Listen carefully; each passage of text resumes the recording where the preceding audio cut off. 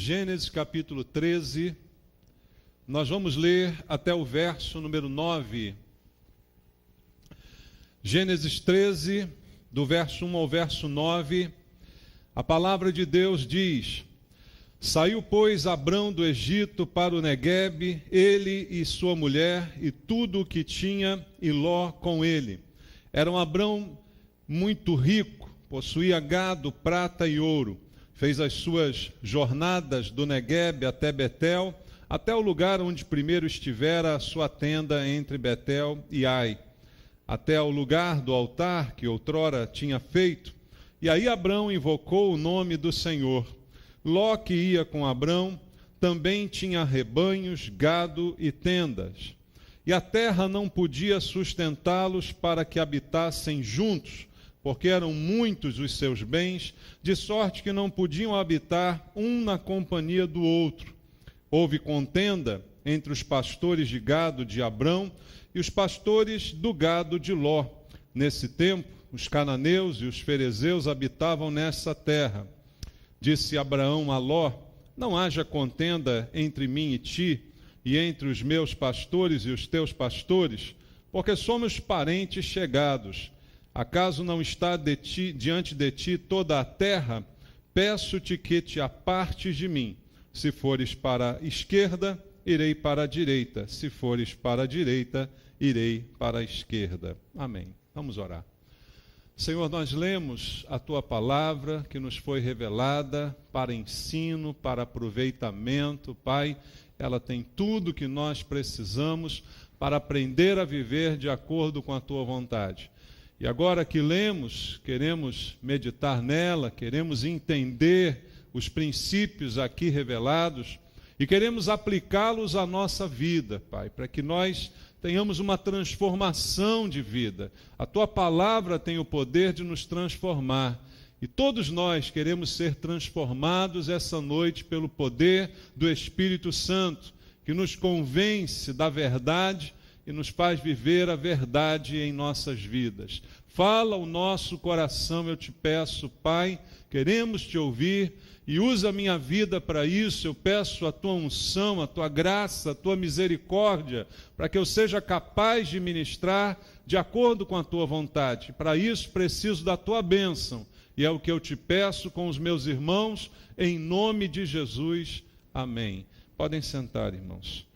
Aqui está um texto da história do patriarca Abraão, que nesse momento ainda se chamava Abrão, ainda não tinha tido seu nome mudado por Deus, mas uma história do início da sua caminhada, quando atendeu ao chamado de Deus para ir para um lugar que Deus iria levá-lo, para que ali dele fosse feita uma grande nação, e ele em obediência foi, e foi acompanhado pelo seu sobrinho, como diz aqui a palavra de Deus.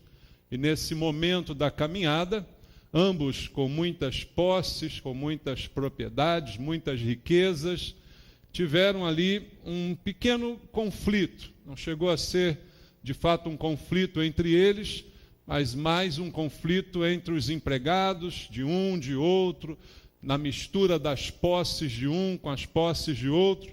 E o texto narra o que aconteceu para que eles resolvessem esse problema.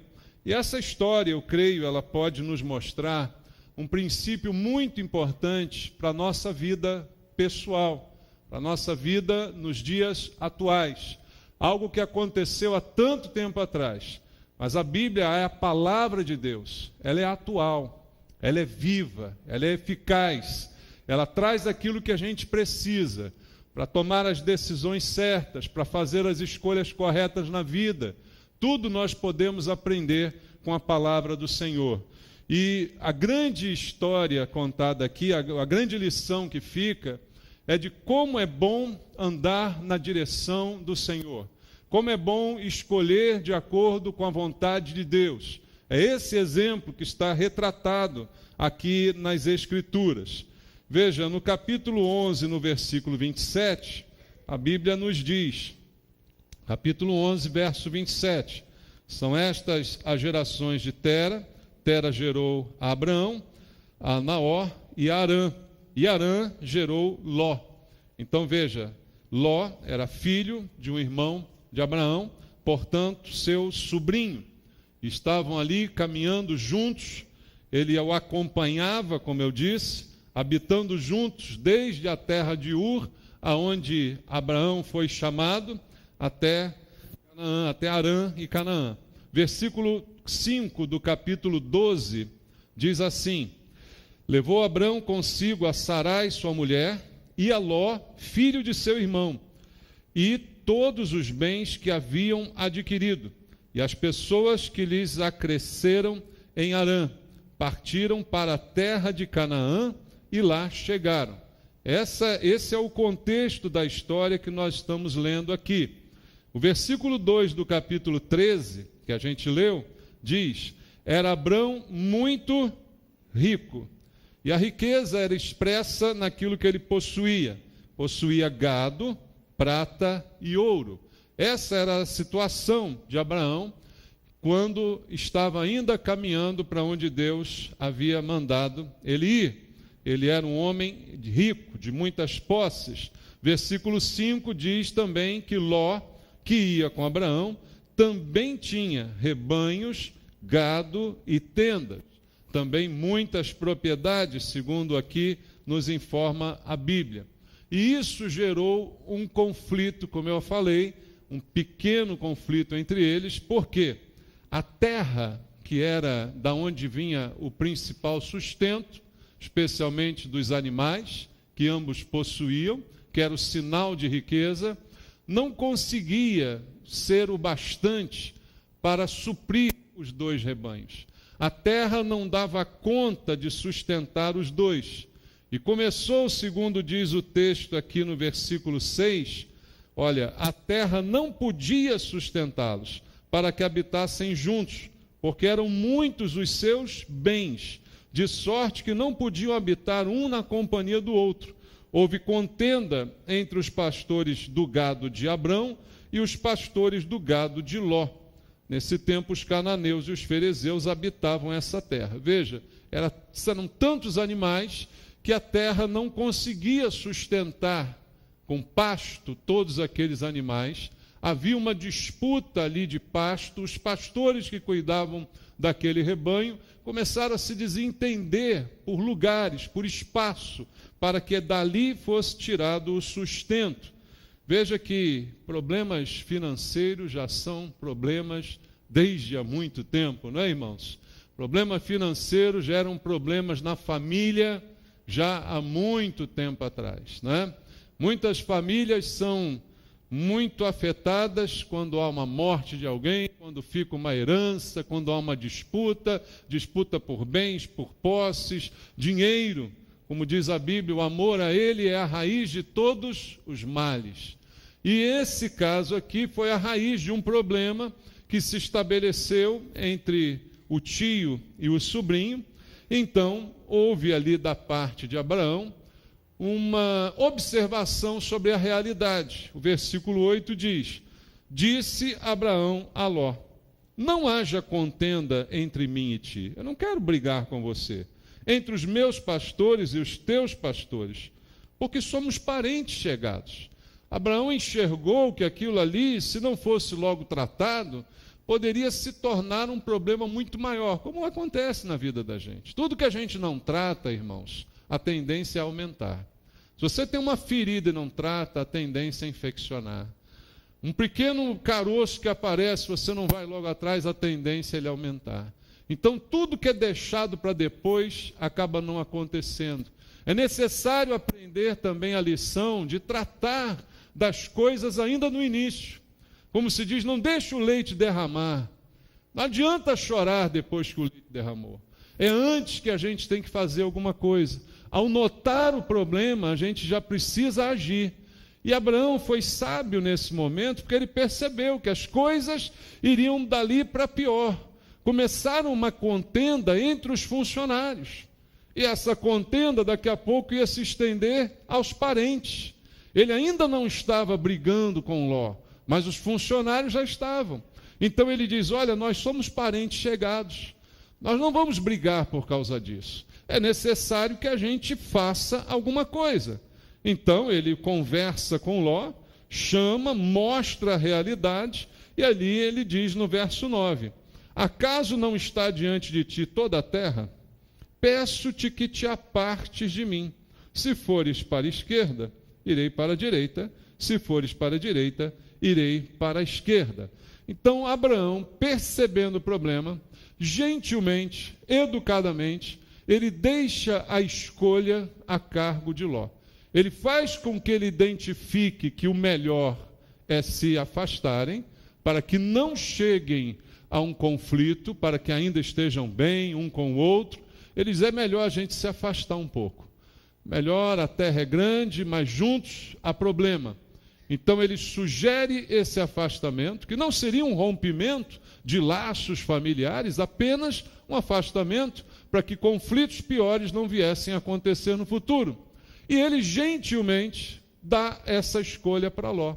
Ele diz: olha, você pode escolher, você escolhe, está aí a terra diante de você, se você for para um lado eu vou para o outro, e a gente não vai brigar e ninguém vai se aborrecer com isso. Abraão então teve uma sabedoria, teve uma direção e colocou essas coisas diante de Ló.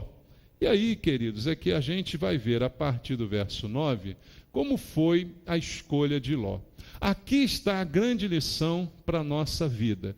Por quê? Como eu disse, a gente pode tirar várias conclusões do texto até esse momento, problemas de famílias, questões que não são resolvidas, que pioram, que não são tratadas, que trazem aborrecimentos futuros. Tudo isso o texto me ensina também. Mas quando chegamos diante da escolha de Ló, há algo muito importante a ser ensinado por Deus para nós aqui. Por quê? Todos os dias a gente se depara com decisões que são muitas vezes definitivas para a nossa vida. Você precisa tomar decisões. Aliás, não tomar decisões não é uma escolha, irmãos. As pessoas, às vezes, na dúvida, preferem não tomar decisão. Mas quando você prefere não tomar decisão, você já tomou a decisão. Você tomou a decisão de não fazer nada, não é? E isso não vai trazer bom resultado. Então, sempre há na vida a opção de escolha. Sempre há um momento em que eu preciso manifestar a minha escolha. E isso eu me deparo com isso diariamente, desde as escolhas mais simples até as mais complicadas. Escolhas que às vezes vão determinar o futuro da minha casa, da minha família, o meu futuro profissional, a saúde. Todas as coisas são influenciadas pelas escolhas que fazemos. E como a gente faz essas escolhas, com que critérios a gente faz a escolha? Eu já falei aqui muitas vezes que os nossos valores é que determinam as nossas escolhas. As coisas que eu valorizo no meu coração são aquelas que fazem com que a minha escolha seja inclinada nessa direção. Então, preciso aprender com Deus como fazer as escolhas importantes da vida. E Ló, aqui, fez a escolha, segundo Abraão lhe propôs. Só que ele não fez a escolha certa. Ele não escolheu com os critérios certos, não escolheu com os valores certos. E nós vamos ver no texto que isso não foi bem para a sua vida, para a sua família e nem para o seu futuro. Por quê? Veja o que diz o verso 10. Levantou Ló os olhos e viu toda a campina do Jordão, que era toda bem regada, antes de haver o Senhor destruído Sodoma e Gomorra, como o jardim do Senhor, como a terra do Egito, como quem vai para Zoar. Ló, quando recebeu a proposta de Abraão, ele foi analisar a questão. Abraão disse: olha, a terra está aí, escolhe. Você vai para a direita, eu vou para a esquerda, você vai para frente, eu vou para trás. Para onde você for, eu vou para o lugar oposto. Ele então foi escolher. E como muitos de nós talvez fizéssemos, ele levantou os olhos e foi olhar as opções, foi olhar ao redor, foi analisar o que é melhor para mim. E aí ele usou um critério que talvez a gente também use em muitos momentos. Qual é o melhor para mim? Não é? Eu vou olhar e vou avaliar. Todo dia, irmãos, a gente faz isso. E como eu disse, às vezes as escolhas vão influenciar o resto da vida. Será que a gente escolhe igual Ló, com os olhos? Irmãos, os nossos olhos podem nos enganar. Você já foi enganado pelos olhos? Quem já foi enganado pelos olhos? Olhou, achou que aquela pessoa era maravilhosa, porque tinha uma aparência, uma postura, usava uma roupa bacana, e depois você viu que não era nada daquilo. Você olhou para um carro, achou aquele carro maravilhoso, bonito, lindo, comprou o carro, depois você descobriu que ele estava todo engatilhado. Já aconteceu isso contigo? Né? Olhou uma casa, viu a casa maravilhosa, comprou, quando viu, todo o encanamento enferrujado, dando vazamento para tudo que é lado. Por quê? A gente usou o mesmo critério de Ló, que parece, humanamente falando, o melhor critério. Olhar, admirar e ver, e pesar na balança o que é melhor para mim. E aí a gente passa a desejar sempre o melhor. E isso, irmãos, é um problema quando se torna o guia da nossa vida, a direção da nossa vida, sermos guiados pelos olhos, pelo que os olhos veem, certamente seremos facilmente enganados. Ló se guiou pelo que ele viu. E o que ele viu diante dele? Levantou os olhos e viu a campina do Jordão, toda bem regada, antes do Senhor destruir Sodoma e Gomorra, porque depois foi uma porcaria. Entendeu? Ele viu a campina toda bonitinha. Parecia o jardim do Éden, parecia o jardim do Senhor. Veja como a terra do Egito, como quem vai para Zoar. Um lugar maravilhoso. De todas as direções que ele olhou, aquela era a mais bonita, a mais atraente. E aí eu te pergunto, para onde ele foi? Foi para lá. Porque ele se guiou pelo que parecia mais bonito, mais atraente, mais sedutor, mais vantajoso. E ele não teve a menor cerimônia, né? Eu acho que os jovens são assim, né? Se sobrou um só é dele, não é isso? Não tem a menor cerimônia, porque Abraão gentilmente manda ele escolher, ele vai e escolhe o melhor para ele, né? É lá o último pedaço do bolo, ele não tem vergonha de pegar, é meu, entendeu?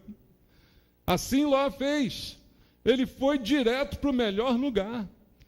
Ele não tentou nem dividir ali com Abraão alguma coisa, não, ele simplesmente, egoisticamente, escolheu o melhor para si, mostrando que a sua escolha é baseada em bens materiais, é baseada no que os olhos veem, é baseada no egoísmo que pensa só em si mesmo e não quer saber de mais ninguém, nem de um parente, é baseada naquele ditado brasileiro que quando a farinha é pouca, meu pirão primeiro. Aí eu pergunto, irmão, será que é assim que a gente faz as nossas escolhas? Se é assim, a chance da gente se dar mal é muito grande, porque foi assim que aconteceu com Ló. Porque o problema não é o que me parece melhor, o problema é aquilo que Deus acha melhor para mim. Mas para eu saber o que Deus acha melhor para mim, eu preciso buscar a Deus antes de tomar decisão. Eu preciso consultar a Deus antes de tomar decisão. Mas há uma mentalidade, até no meio evangélico, que diz assim: Deus quer o melhor para você. Já ouviu isso? Deus quer o melhor para você. Mas o que é o melhor? É o melhor que Deus enxerga como melhor. Deus queria o melhor para José no Egito, não queria? Mas primeiro esse melhor foi ele ficar preso, ficar num buraco, ser vendido como escravo. Mas era o melhor para ele. Mas se ele pudesse escolher, ele não ia para lá, ia?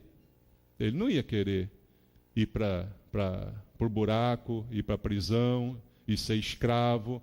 Mas era a vontade de Deus para ele. Então, essa mentalidade que muitos de nós têm por causa de teologias estranhas, é de que não, você é cristão, você tem que ter o melhor. Se existe um carro, o melhor tem que ser seu. Se existe uma casa, melhor tem que ser sua. O melhor colégio para os seus filhos. Você tem que ter o melhor. Então, eu me guio sempre pelo que é melhor. Eu não preciso nem perguntar a Deus, porque Deus já me disse que é o melhor que Ele quer para mim. Então, assim que as pessoas fazem suas escolhas, talvez Ló nem tenha pensado, nem cogitado ouvir Deus. Ele simplesmente se guiou pelo que viu, pelo que os olhos repararam e o fascinaram. Ele escolheu aquele lado porque era o lado mais lucrativo, mais produtivo, mais abençoado, entre aspas, não é? Era a direção que só podia ser de Deus. E Abraão? Abraão que se vire. Ele mandou escolher primeiro, não é? Quem mandou? Perdeu a chance. Agora eu só penso em mim. Então, na verdade, a escolha de Ló é baseada num critério só, irmãos, na carne. É baseada na vontade da carne. E a Bíblia não diz que eu tenho que fazer a vontade da carne, diz? A Bíblia diz que eu preciso experimentar a boa, perfeita e agradável vontade de Deus, que não é a vontade da minha carne, que não é aquilo que eu me inclino e anseio com o meu coração. Muitas vezes não é. Então, o bom é quando a nossa vontade está de acordo com a vontade de Deus. E a Bíblia diz que se eu pedir alguma coisa de acordo com a vontade de Deus, é certo que Ele me ouve.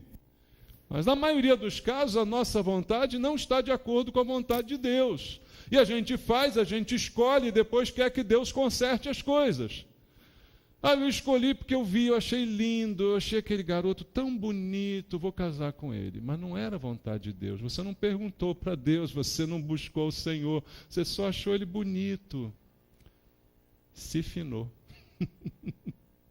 Né? É uma gata, é linda aquela menina. Irmãos, beleza acaba um dia, sabia? Beleza acaba.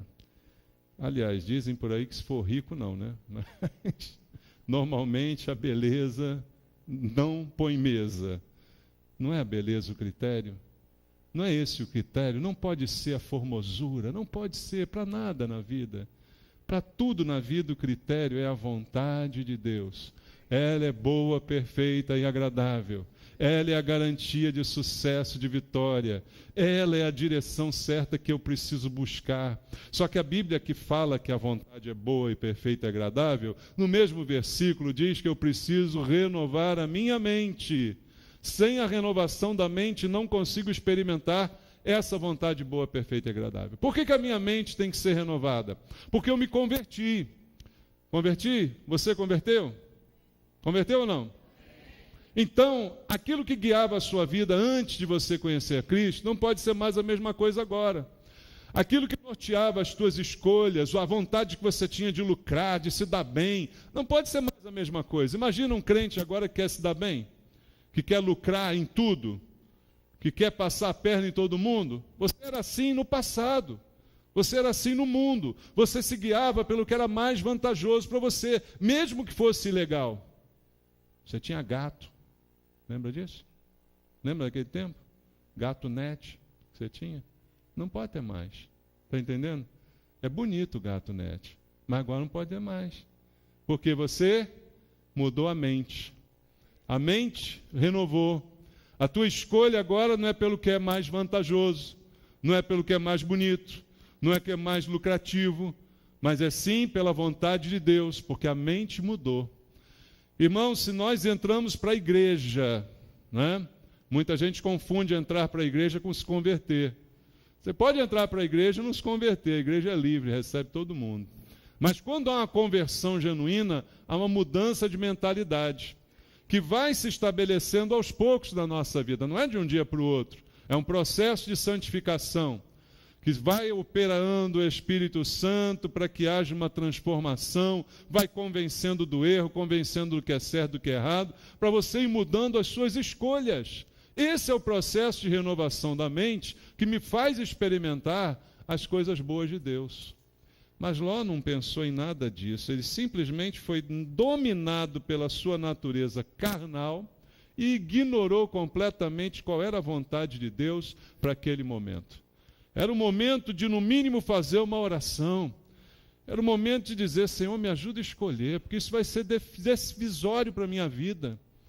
Aonde eu vou, que caminho eu vou tomar, vai ser decisivo. Eu não sei se eu volto desse lugar. Então eu tenho que saber para onde eu vou, onde o Senhor quer que eu esteja. Aonde o Senhor tem para mim um lugar para que eu possa realmente montar as minhas tendas, criar a minha casa, a minha família, prosperar aonde o Senhor quer que eu vá. No mínimo ele teria que fazer essa oração, mas ele não fez. E aí a Bíblia diz no verso 12 o que aconteceu. Habitou Abraão na terra de Canaã e Ló nas cidades da campina, aquela campinazinha bonita, verde que ele viu, e ia armando as suas tendas até onde? Até Sodoma.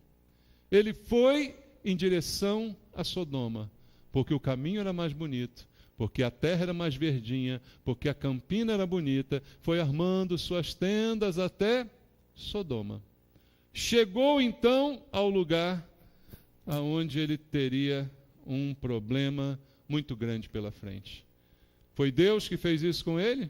Não. Eu me dei mal porque eu escolhi errado. Foi Deus? Foi castigo de Deus? Foi o diabo? Quem foi? Fui eu. Entendeu isso, irmão? Depois de uma escolha errada, não foi Deus nem foi o diabo. Foi você. A gente precisa parar com esse negócio de culpar os outros. Nós estamos sempre nos desculpando. Fui eu escolhi errado. Eu tinha tudo para escolher o certo, escolhi errado. Eu não consultei Deus, eu não orei, não fiz nada. Eu simplesmente fui. Agora me dei mal. Foi o diabo que me trouxe para Sodoma. Ou então foi Deus que mandou porque castigo. Não, fui eu que escolhi. Eu decidi. A culpa é só minha. E aí o que aconteceu, o verso 13 diz: ora, os homens de Sodoma eram maus e grandes pecadores contra o Senhor. Para onde Ló foi? Para um povo pecador, cheio de malícia, cheio de prostituição, de tudo que não prestava.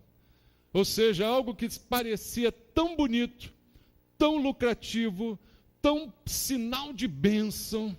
Irmão, cuidado com esse sinal de bênção, né? Você olha, tem um ditado que diz: nem tudo que reluz é ouro. Já viu isso? Se você se guiar pela vista, você vai abraçar Satanás. Sabia? Que Satanás, a Bíblia diz, se disfarça de quê? Anjo de luz. Ele não se disfarça aquela fantasia de carnaval, né? Diabinho vermelho, com rabinho, chifre, tridente na mão. Você não vai ver o diabo assim, não. Você vai ver o diabo como um anjo de luz. Bonito, sabe? Irradiante. E aí ele vai ganhar a sua confiança. Aí ele vai ganhar a sua preferência.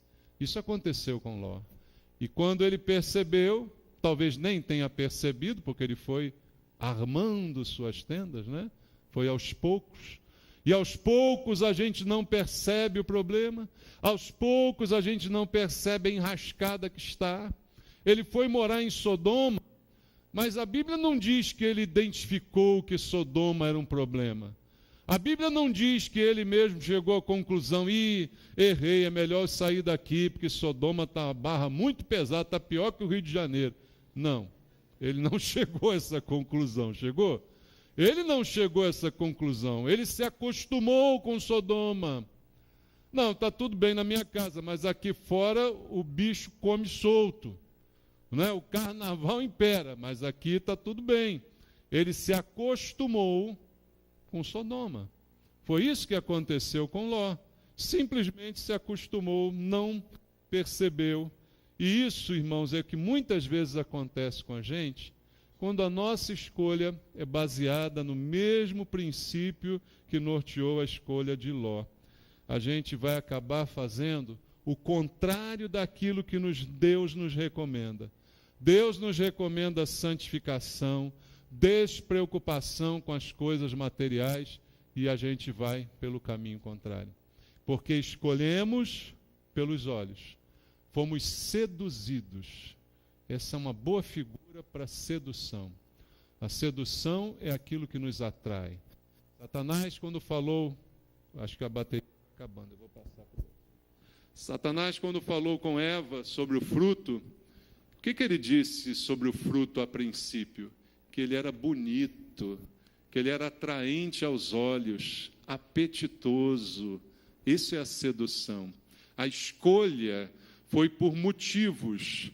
Foi porque era bonito o fruto e pelo poder que ele daria, o poder de serem iguais a Deus. Então isso é a sedução. E Ló, uma vez em Sodoma, não se importou que na porta da sua casa prostituição comia solto, todo tipo de problema comia solto, ele não estava preocupado com isso. Mas olha o que Deus diz para a gente em 2 Coríntios, capítulo 6. Dá uma olhadinha aí. 2 Coríntios, capítulo 6, versículo 14. Esses versículos não são muito lidos nas igrejas hoje, mas eles são verdadeiros. 2 Coríntios 6, 14 diz: não vos ponhais em julgo desigual com os incrédulos, porquanto que sociedade pode haver entre a justiça e a iniquidade? Ou que comunhão da luz com as trevas? Que harmonia entre Cristo e o maligno? Ou que união do crente com o incrédulo? Que ligação há entre o santuário de Deus e os ídolos? Porque nós somos santuário do Deus vivente, como ele próprio disse: habitarei e andarei entre eles, serei o seu Deus e eles serão o meu povo. Por isso, retirai-vos do meio deles, separai-vos, diz o Senhor, não toqueis nas coisas impuras, eu vos receberei, serei vosso pai, e vós sereis para mim filhos e filhas, diz o Senhor Todo-Poderoso. Veja, a ordem de Deus é identificar e sair, identificar e se separar dessas coisas. Ló não tinha essa noção. Veja, ele poderia até ter errado na escolha, mas uma vez que chegou em Sodoma e viu o que estava acontecendo, o mínimo que ele podia fazer era reconhecer, errei e voltar. Mas sabe que o problema é que a gente, quando erra na escolha, a gente tem uma vergonha danada de dizer que errou. Não é que acontece, irmãos? A gente tem uma vergonha danada de dizer falhei, voltar. E aí não falha, não volta, e teimoso, continua, ignora que errou, não quer dizer, não quer confessar. Aí sabe o que acontece? Um abismo chama outro, a coisa vai ficando pior. Ainda tinha jeito para Ló interromper isso tudo. Quando ele chegou em Sodoma e viu e se ambientou com a cidade, se ele lembrasse dos princípios de Deus, de que o povo de Deus tem que ser santo, ele dizia: aqui não é o meu lugar, eu não vou ficar aqui, eu não vou criar os meus filhos nesse lugar, eu vou embora daqui. Ele podia voltar, de repente, até se encontrar com Abraão e dizer: Abraão, errei, eu vou para outro lugar. Onde você escolheu? Você está aqui, agora eu vou para lá. Mas ele não fez isso.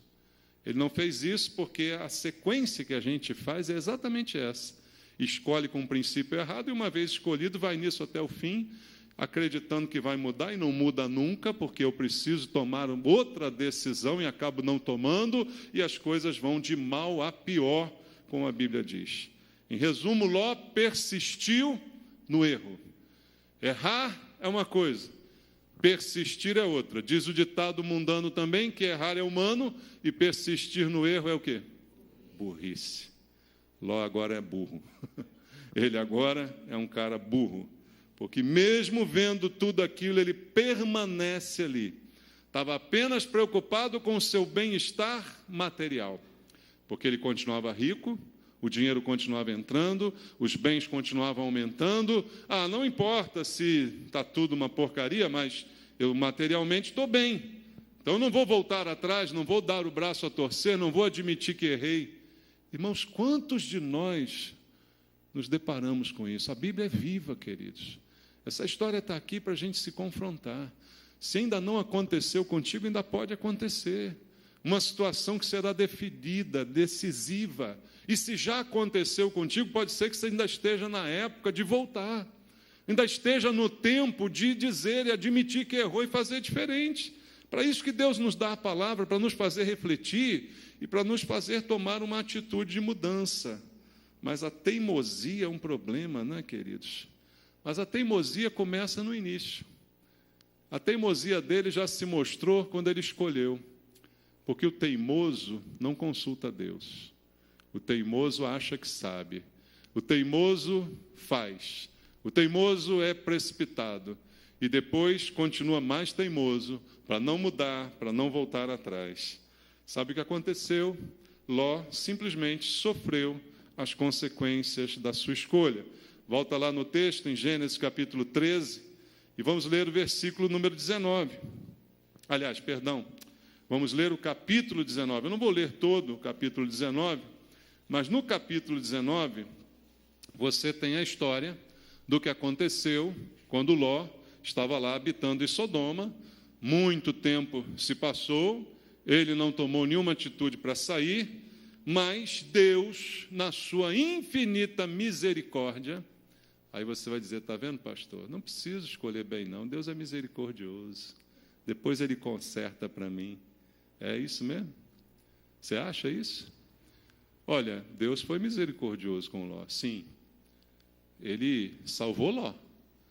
Mas esse conserto não foi muito bom, não. Se você conhece a história, você já sabe do que eu estou falando. Porque o que aconteceu com Ló? Num dado dia, chegam anjos do Senhor à sua porta para dar uma mensagem de Deus e dizer, já que você não sai por você mesmo, eu estou mandando, sai daí agora. Sai daí agora, porque eu vou destruir esse lugar. Essa é a mensagem que os anjos foram levar para Ló. E ele, diante daquela mensagem, tem que convencer a mulher, tem que convencer os filhos. E aí? Não, mas está tudo bem aqui. Poxa, aqui a gente é rico, aqui a gente tem tudo.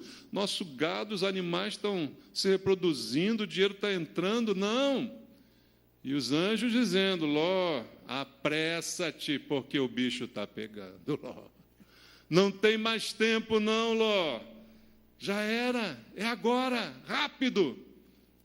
A cidade era tão ruim que a Bíblia diz que os moradores da cidade, quando viram os anjos, foram lá para abusar sexualmente dos anjos. Está aí no capítulo 19. Depois você lê. Os moradores da cidade cercaram a casa de Ló, porque viram anjo novo no pedaço. Já viu disso? Chegou anjo novo aqui. Uns anjos bonitos. Vamos pegar eles. Foram lá. Ló teve que defender, ofereceu até as filhas. Olha o que aconteceu. De tão ruim que era a cidade, tão ruim que era a vizinhança, tão ruim era a pessoa que moravam ali pertinho dele.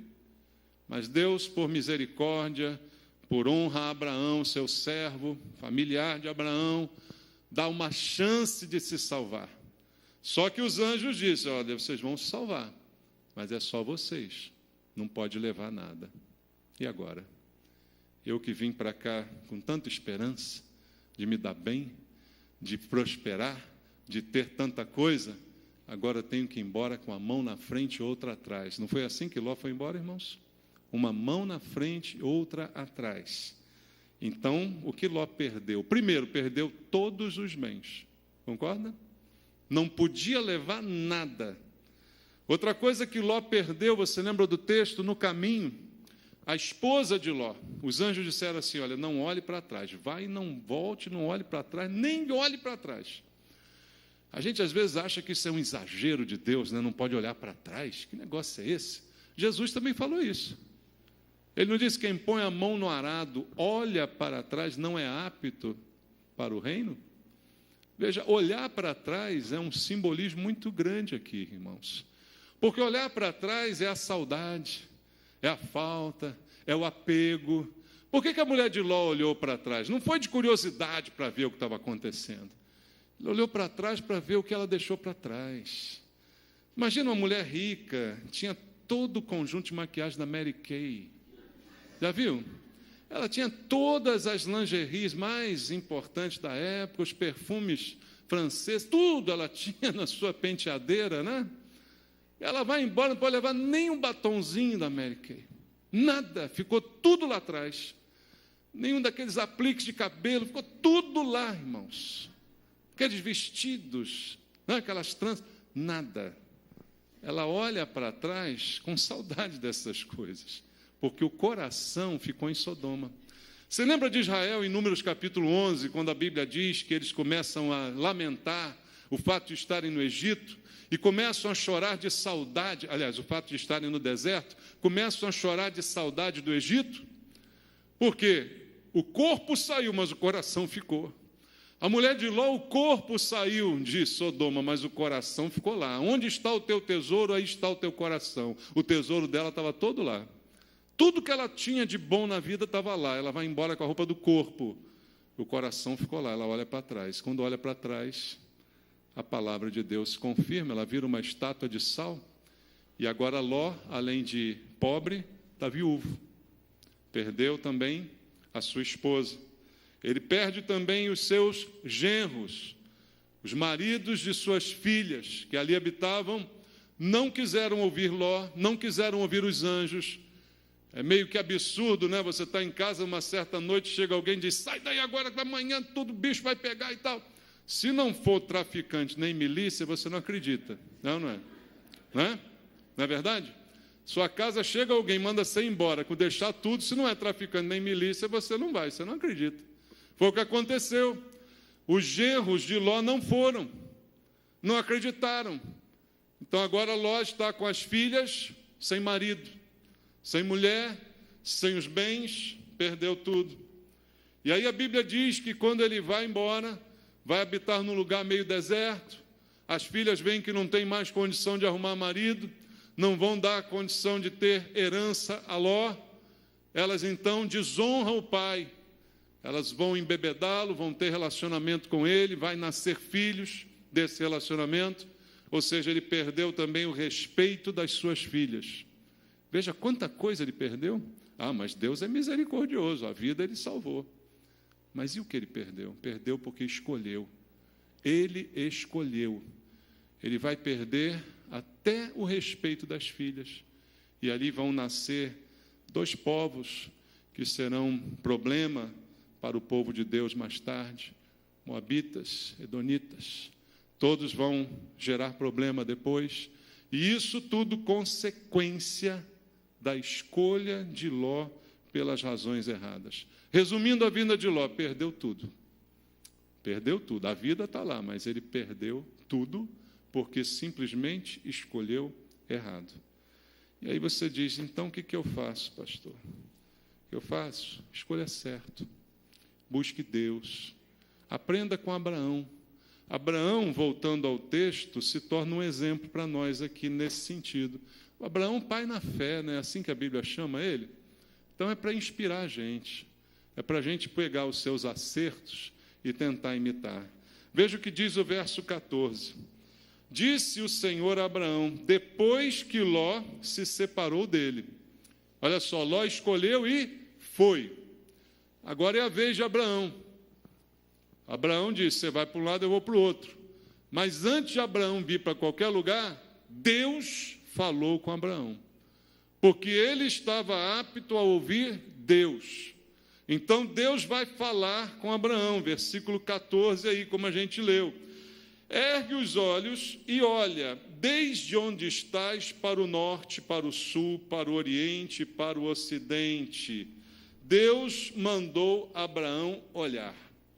E aí Abraão olhou para onde Deus mandou. Uma grande diferença. Ló olhou para onde? Olhou para onde ele quis. E quando a gente olha para onde a gente quer, é um problema. Davi, olhando para onde queria, viu uma mulher pelada e decidiu adulterar. Olhar para onde a gente quer é um problema. É melhor olhar para onde Deus quer. A gente fazer a oração, Senhor, guia os meus olhos. Que eu não coloque coisa impura diante dos meus olhos. Guia os meus olhos.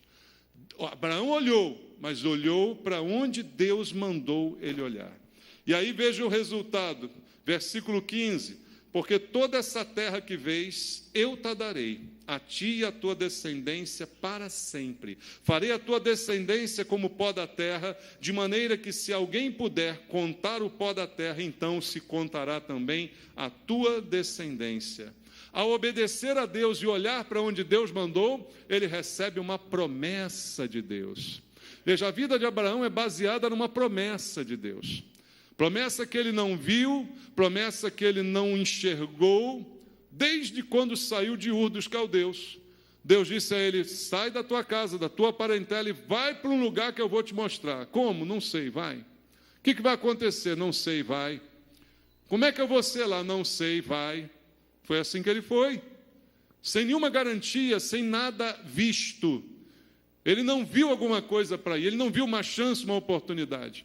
A mesma coisa agora, depois que Ló escolheu errado, Deus disse a Abraão, olha, está vendo aí? É aí que eu vou te abençoar, é aí que vou fazer você se multiplicar como uma bênção, como uma nação. É aí que a minha promessa vai acontecer. Então, Abraão vive da promessa, irmãos. A gente precisa aprender a enxergar a promessa de Deus. Deus tem uma promessa para a gente, queridos. E aí não pode olhar para o que é melhor, não pode buscar os próprios interesses, não pode escolher com os critérios do mundo, não pode escolher com o coração. Eu ouvi a voz do meu coração. Tadinho. Você ouviu a voz do seu coração? A Bíblia diz que o seu coração é enganoso. Sabia disso? Se você ouviu a voz do coração, se deu mal. Se deu mal. Ouça a voz de Deus. Ouça a promessa de Deus. Deus tem promessa, mas a promessa só se cumpre quando eu espero em Deus. Quando eu obedeço a Deus. Abraão ouviu a promessa. E o versículo 17, então, diz: levanta-te, percorre essa terra no seu comprimento e na sua largura, porque eu te darei. Então, ele vai fazer o que o Senhor mandou, levantar e percorrer. Ele não vai porque ele quer, ele vai porque o Senhor mandou. Ele não escolhe uma direção porque é melhor, é porque tem uma promessa de Deus. É porque Deus está dando ordens e ele está obedecendo. E no verso 18, para concluir, e Abrão, mudando as suas tendas, foi habitar nos carvalhais de Mamre, que estão junto a Hebrom, e levantou ali um altar ao Senhor. Assim é a vida de quem segue na vontade de Deus. Assim é a vida de quem decide segundo a direção do Senhor. Tudo vai dar certo. A promessa vai se cumprir. As coisas vão acontecer na hora certa e como tem que ser. E a Bíblia diz que ali Abraão levanta um altar. Abraão adora a Deus. Todos os episódios importantes da vida de Abraão, você lê no livro de Gênesis, ele levantava um altar ao Senhor. Porque o que importa é honrar a Deus. O que importa é obedecer a Deus. Ló não tinha nem como fazer um altar em Sodoma. Imagina um altar em Sodoma, não tem lugar para isso. Por isso a vida trouxe para ele resultado das suas próprias escolhas. Que a gente aprenda a escolher melhor. Amém, irmãos? Que a gente busque a Deus, que a gente confie na promessa, que a gente não se precipite, que a gente não escolha com valores somente mundanos, materiais, mas que a gente pare para ouvir a voz de Deus. Amém? Vamos orar? Senhor, eu quero te pedir essa noite, juntamente com o teu povo aqui, que o Senhor nos revele pela tua palavra aquilo que devemos fazer, aquilo que devemos escolher. Somos tão tentados, Pai, tão tentados por coisas materiais, por coisas bonitas, por coisas que enchem os olhos, mas muitas vezes nos levam essas coisas para os piores lugares, para as piores companhias. Deus, não deixa nós, como teu povo, sermos enganados, que haja um temor no nosso coração, para fazermos como Abraão. Às vezes é melhor até abrir mão da escolha, é melhor até abrir mão. Pode escolher o que é melhor. Deixa, de mim Deus cuida, de mim cuida o Senhor. Ele é o Senhor da minha vida. Eu não preciso querer me dar bem, porque é Ele que me abençoa. Ajuda-nos, Senhor, a entender isso, para que a gente viva essa realidade. E nenhum de nós vai parar em Sodoma, porque escolhemos mal, porque decidimos com valores e princípios errados. Guia-nos, Senhor, no teu caminho. Fala ao nosso coração, levanta os nossos olhos, Pai, como fizeste com Abraão. Nos dá ordem, porque nós queremos obedecer. Pedimos isso a Deus, nosso Senhor, em nome de Jesus. Amém. Deus te abençoe. Prepara agora o teu coração para receber a ceia do Senhor. Como diz a Bíblia, examine o teu coração. E todos que são cristãos estão convidados a participar conosco. Venho aqui reconhecer, Senhor, e o que tenho e o que sou. Meu talento, minha vida são pra ti agradecer. Tua mão está sobre mim, me conduzindo a vencer.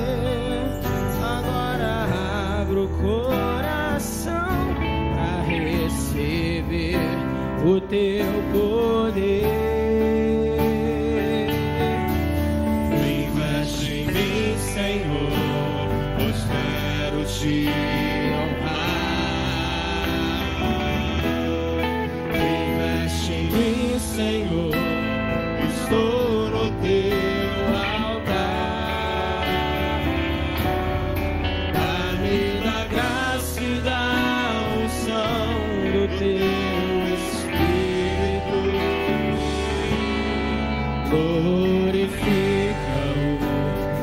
nome em mim, Senhor.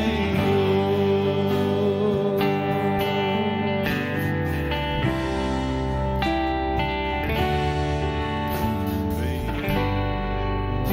conhecer, Senhor, e o que tenho e o que sou, meu talento, a minha vida, são pra ti engrandecer.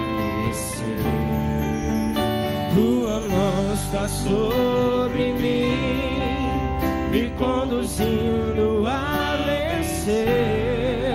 Agora abro o coração pra receber o teu poder. Investe em mim, Senhor, pois quero te honrar. Investe em mim, Senhor, estou no teu altar. Dá-me da graça e da unção do teu Espírito. Glorifica o teu nome em mim, Senhor. Investe em mim, Senhor, pois quero te honrar. Investe em mim, Senhor, estou no teu altar.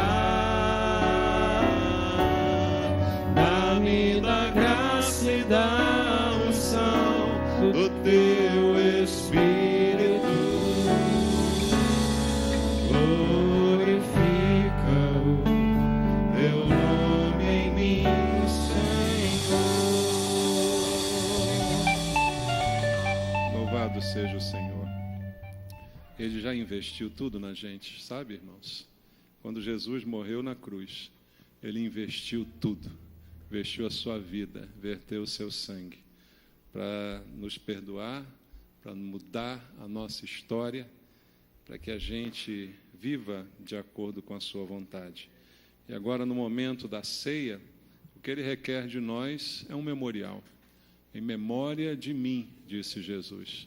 Lembrar do que Ele operou, do que Ele fez, do que Ele investiu, do que Ele tem feito ainda hoje, porque a Bíblia diz que Ele vive para interceder por nós, está intercedendo por nós, está ainda investindo em nós, que Ele continue esse investimento, mas que esse investimento dê fruto, dê resultado, amém? Através da nossa vida, nós possamos agradar ao Senhor, com o resultado desse investimento que Ele fez em nós.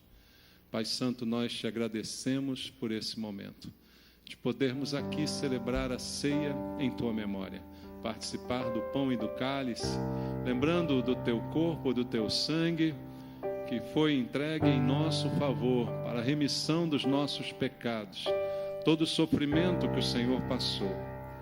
Celebramos com esse pão tudo aquilo que o Teu corpo sofreu por nós, e não foi em vão, foi um investimento da qual o Senhor tem agora o retorno, a nossa salvação, produzida pelo Senhor na cruz. Obrigado, Jesus, que daremos por tantos benefícios, só dizer obrigado, agradecer por tudo que o Senhor tem feito. Abençoa esse momento em Tua casa, Pai, para todos nós, que o Senhor seja o centro das nossas atenções. Te pedimos a Tua bênção em nome de Jesus. Amém. Participemos do pão.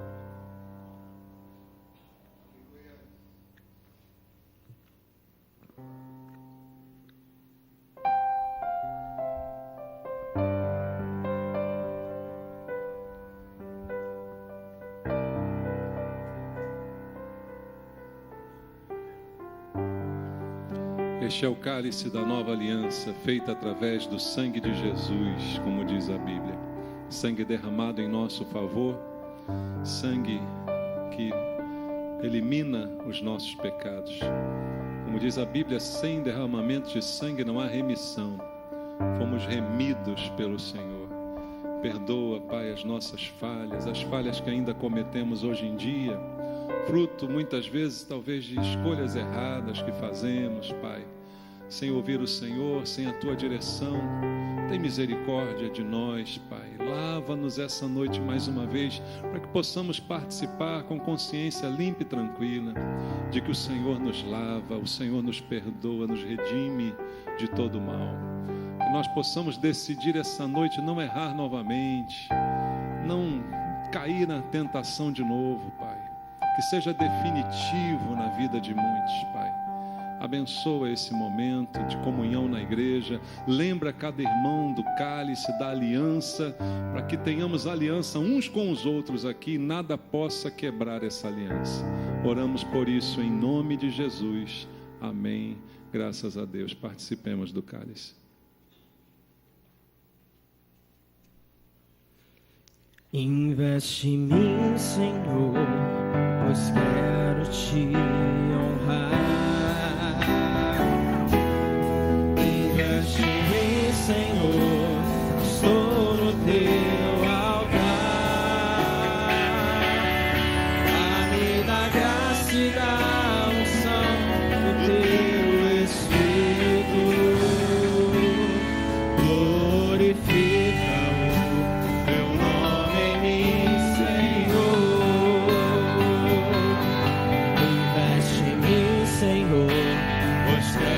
te honrar. Investe em mim, Senhor, estou no teu altar.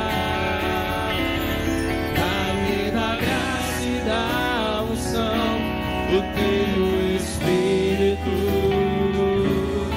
Glorifica o teu nome em mim, Senhor.